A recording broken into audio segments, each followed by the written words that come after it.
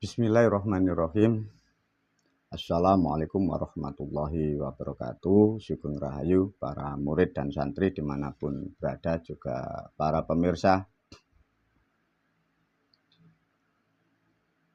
Kemarin malam guru mendapat masukan dari moyang, juga dari langit. Satu, melihat kondisi di zaman sekarang, di tahun-tahun sekarang, keadaan dunia tidak baik-baik, terutama di negara Republik Indonesia, iklim, cuaca, hal-hal yang tidak baik akan menimpa kepada bangsa negara kita. Sebagai guru, aku berkewajiban membuat konsep agar kalian terselamatkan, khususnya di era-era sekarang, khususnya tahun-tahun yang akan datang. Dari masukan dari para moyang dari langit, guru diberi ilmu, diberilah nama ini ilmu rajut tunggal, ya. Jadi ilmu rajut tunggal, ilmu ini yang punya, yang memiliki, atau yang menguasai, atau yang menurunkan hak wenangnya, beliau adalah Pangeran Agung Kanjeng Syekh Mustafa Waliullah alaihissalam. Dari ilmu rajut tunggal itu menjadikan satu kalimat atau kata 3 rangkaian. Kalimat ini atau kata ini jangan dirubah konsonannya, nanti berubah maknanya. Satu contoh, ilmu rajut tunggal, ya. Di situ dalam kurung pitra, pitri, pitro. Hurufnya di depan itu P, ya. Jangan diganti V. Itu nanti berubah, tidak boleh, ya. Pitra, pitri, pitro. Pitra adalah sesuatu hal yang dilakukan manusia, adalah bentuk harfiah. Itu meliputi sarana dan prasarana, juga ruang dan waktu. Maka ada acara kalau di Jawa itu mitrani, pitra. Itu bahasa Jawa kuno, ya, pitra. Dari acara itu membentuk pitri. Di dalam jiwa manusia terdapat 3 unsur itu disucikan. Jadi ritual atau melakukan bentuk apapun untuk mensucikan 3 perkara yang di dalam jiwa manusia. Fitrah menghasilkan pribadi dari roh itu menjadi kuat, atau menjadikan roh itu mempunyai proteksi yang utuh, sehingga mempunyai kekebalan tubuh dari iklim, cuaca, bahkan musibah dan bencana. Ilmu rajut tunggal ini persis dengan keadaan hari-hari besok dan tahun-tahun ke depan. Maka pada tahun ini, bulan ini, guru melalui video ini menyampaikan lewat video ini. Namun untuk menjalankan ilmu ini, banyak hal yang harus diketahui sebagai syarat dan rukunnya. Syarat yang pertama, sebenarnya yang bagus adalah manusia ini sudah dewasa. Minimal paling tidak standar kurang lebih rata-rata usia manusia itu 18 tahun. Atau manusia yang sudah berbaiat dengan ilmuku. 2, untuk melakukan ini dibutuhkan tempat yang bersih atau tenang. Tempat ibadah apapun boleh, tempat apapun boleh, tidak harus musola, tidak harus masjid, tidak harus pura. Dibutuhkan hanya bersih dan tenang, itu tempatnya. 3, memakai busana yang rapi atau busana adat. Untuk melakukan ini sangat tepat cara. Untuk jam atau waktu yang sangat bagus, ya, dimulai jam 23.00 sampai jam 1, itu waktu yang bagus. Untuk pilihan waktu yang kedua bisa dimulai jam 21.00 sampai jam 1. Itu pilihan waktu yang kedua. Untuk alat di situ bagi yang di Jawa sangatlah bagus bila ada sekar telon, air putih setengah gelas, minimal ditambahi lilin. Itu alat yang efektif. Bila alat sarannya lebih dari itu pun juga sangat baik. Bagi bila alatnya tidak ada, cukup sekar telon sama air. Bagi di luaran Pulau Jawa atau di tempat yang sulit untuk mencari sekar telon, siapkan air setengah gelas, gelas yang bersih, tambahkan separuh gula pasir dari sendok makan, berilah kunyit satu ujung jari begini. Jangan dikupas ya. Kunyitnya dicuci bersih, baru dimasukkan di air itu, dicampur dengan gula pasir tadi. Bila tidak ada sarana yang lain. Nah, untuk waktu jam sudah disampaikan guru. Bisa juga diambil untuk momen di hari Taskarun atau di hari kelahiran. Itu sangat bagus. Itulah syarat yang harus dipenuhi untuk menjalankan ilmu rajut tunggal. Untuk rukunnya nomor 1, apa yang diajarkan guru, dibuka kitab urutan nomor 2, kitab ilmu agama, halaman 29 dengan judul Syahadat Papat. Itu harus dihafalkan dulu. Kalau sudah hafal, dimengerti maknanya, caranya menghadap ke timur itu yang sangat baik. Mau menghadap kemanapun itu sebenarnya bebas, tapi lebih akurat menghadap ke arah timur, ke arah matahari terbit.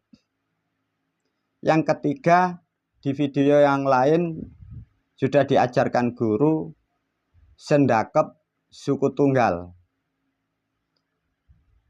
Yang keempat, setelah acara, setelah air disediakan, syahadat papat diucapkan sambil dimaknakan, baru airnya diminum. Ilmu ini aku sampaikan melalui video ini untuk siapapun, terutama murid dan santri.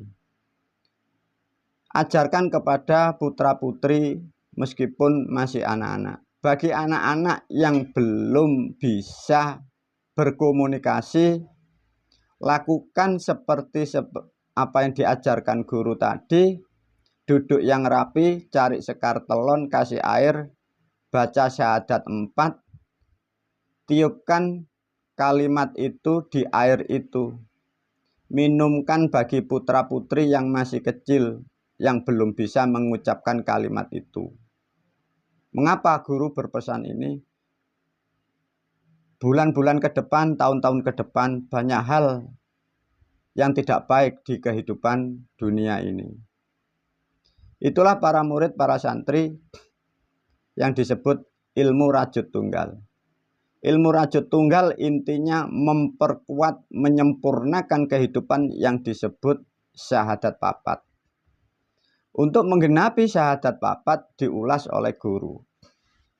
Para murid, para santri, dari video yang lain sudah diterangkan bahwa manusia itu salah persepsi, dikira bahwa bangsa manusia itu dicipta oleh yang maha di sana. Tidak. Manusia tercipta dari perilaku manusia yang lain, tercipta dari makhluk yang lain. Demikian juga hewan dan binatang dicipta dari perilaku makhluk yang lainnya.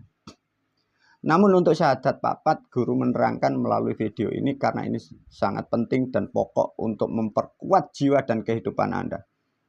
Manfaat dari ilmu syahadat papat atau ilmu rajut tunggal, daya tahan tubuhmu akan menjadi lebih kuat. Kemungkinan barangkali nanti terjadinya fenomena alam yang tidak baik. Semoga kalian terselamatkan dari ilmuku. Para murid, para santri, syahadat papat diulas sedikit oleh guru. Syahadat papat yang belum mempunyai kitab, guru sudah berbagi, di-share lewat Facebooknya, lewat Janur Kuning di YouTube-nya. Coba kalau kita pahamkan ya para murid, para santri. Syahadat papat itulah sebenarnya penopang dari ilmu Islam itu sebelum Masehi itu sudah ada. Ya. Maka disebutlah syahadat papat. Beda dan tidak sama dengan di luaran sana, dengan saudara-saudara kita, ada yang mengajarkan yang mempunyai syahadat paneteping gomo, panetep gomo. Tidak sama para murid, para santri. Syahadat papat itulah yang menjadikan para moyang, para leluhur kita menjadi manusia itu yang betul-betul kualitas, itulah yang disebut tiang Jawi. Dari pondasi syahadat papat itulah menjadi manusia yang berkualitas, menjadi sabdanya, ucapannya, menjadi kenyataan. Nah, dari 4 kalimat itu dijabarkan menjadi banyak hal kitab. Satu contoh, syahadat papat meliputi 4 kalimat. 4 kalimat inilah sebenarnya yang menjadikan manusia bila menjalankan dan sesuai aturan dan sarana uborampenya. Inilah yang menopang manusia itu disebut selamat fid dunya wal akhirah, di dunia sampai ke surga. Melalui 4 kalimat yang dinamakan syahadat papat ini. Ini bukan hanya diucapkan saja para murid, para santri. Tatkala sudah diucapkan, dipahamkan, baru diajarkan ruang dan waktu, namanya alat dan uborampe. Nah, alat dan uborampe di situ ada kemenyan, ada dupa, ada sekar, ada tumpeng, banyak hal. Maka artinya sudah disimpulkan bahwa orang-orang yang hebat atas nama Islam itu bukan dari negara Arab, bukan dari negara lain. Karena pondasi kalimatnya ini adalah syahadat papat ini. Dari syahadat 4 itulah diambil satu, hanya syahadat tain. Ini diambil, dibiaskan, dibuatlah ajaran namanya agama Islam yang berkembang seluruh dunia. Itu hanya diambil satu. Kalimat yang lain diterangkan di kitab yang lain itu hanya sebagai penggenap. Sebenarnya itu adalah ilmu dari para moyang, para leluhur kita yang ada di Jawa. Sebenarnya itu bukan wahyu dari langit. Itu ilmu, ya, dipahamkan para murid, itu ilmu leluhur kita. Karena ini tidak diajarkan ke permukaan sehingga dimasukkan di sesuatu hal. Sehingga dicantumlah, ditulislah banyak hal tentang catatan-catatan sekarang yang disebut kitab. Karena ini ilmu masa lampau, sehingga orang-orang sekarang tidak mampu membuka kalimat bahasanya, sehingga terjadilah yang disebut tafsir. Maka tafsir itu tidak mengena kepada yang dimaksud, itu hanya masih sebatas tafsir. Lantas bagaimana bagi manusia yang sekarang mengharapkan atau menginginkan fid dunya wal akhirah, kembali kepada zat asalnya? Disinilah 4 perkara sudah diajarkan oleh guru. Lantas bagaimana guru yang sekarang beredar di seluruh dunia itu hanya satu? Disitulah makanya tidak akan pernah sempurna. Maka disitulah banyak orang yang beragama menjadikan kerugian. Dan setelah mengikuti agama seperti itu pun tidak sesuai apa janji, meskipun apapun yang telah dilakukan. Para murid, para santri bersyukurlah sedikit banyak sudah mulai mengerti. Banyak manusia yang tidak jelas, banyak manusia yang terpelosok atas nama janji-janji kitab, dan tidak satu pun manusia yang bertanggung jawab atas beredarnya kitab-kitab menjadi keyakinan yang ada di alam manusia ini. Sedikit ulasan tentang syahadat 4, semoga bermanfaat dan membantu para murid dan santri juga para pemirsa, sehingga menjalankan syahadat 4 ini nanti pemahamannya menjadi ilmu rajut tunggal. Tatkala ada musibah, ada apapun, kita akan terselamatkan dari ilmuku. Wabillahi taufiq wal hidayah. Wassalamualaikum warahmatullahi wabarakatuh.